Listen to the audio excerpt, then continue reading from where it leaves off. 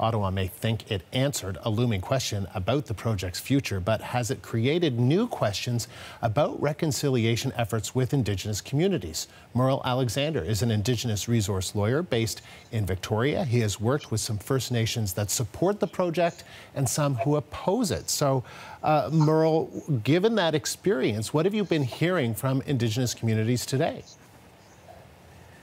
Well, it's been a variety. I mean, because we represent both First Nations support and the opposition, it's been, I think, a variety of questions are being asked. For those that are in support, I think they wonder whether or not the mutual benefit agreements they've negotiated with Kinder Morgan remain legally binding on them, and they're particularly questioning the assignment provisions.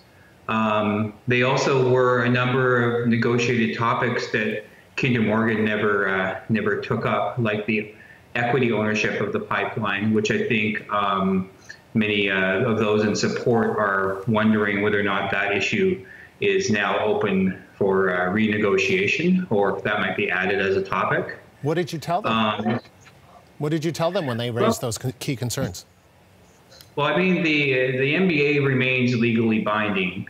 So the 40, I mean, obviously I don't have access to all 43 First Nations, but the assignment provisions essentially anticipate that another party could take ownership of the company, and that if that did happen, then the new company would be in the shoes of Kinder Morgan Canada. So, I mean, I think if there is in fact going to be a change of ownership with the Government of Canada's announcement this morning, then whoever that party, whether or not it's Canada or the party that they're, because they're essentially acting as a real estate broker, right, for another potential investor. So you're basically, you're just saying that the federal government is probably going to honor those agreements with those Indigenous communities that support this pipeline being built.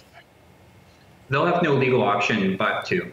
Right. So when they buy Kinder Morgan Canada, they'll have no other option but to abide by the mutual benefit agreements. Right. Because they're binding on whoever owns the company.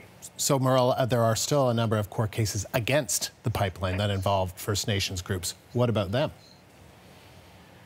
Well, the ownership of the company is irrelevant to probably the two most large substantial cases, the Federal Court of Appeal judicial review of the environmental assessment. And because the issue there is really whether or not the federal crown consulted appropriately or to the appropriate level for each one of the 6 First Nations that have brought the appeal. So whether or not there's a change in ownership, or if the Government of Canada is now the owner or is now the proponent, it doesn't change the consultation record, and it also doesn't allow the Crown to go back in time and correct its consultation levels. So that's the issue that it could very well be the case if that case goes against Kinder Morgan Canada, that the Government of Canada will have its work cut out for it on a couple fronts. Mm-hmm. So given that there are groups today saying that basically the federal government has, when it comes to reconciliation, that it's been thrown out the door, spit on, stepped on. Do you think that that's the case? Well, it's certainly inconsistent. I mean, one of the core aspects of reconciliation is honoring the right to free, prior, informed consent. And the Government of Canada, neither as proponent nor as the Crown, has obtained consent of many of the First Nations on the corridor. Merle, thank you. Merle, appreciate you taking the time today. Thank you. That's Indigenous rights lawyer Merle Alexander in Victoria.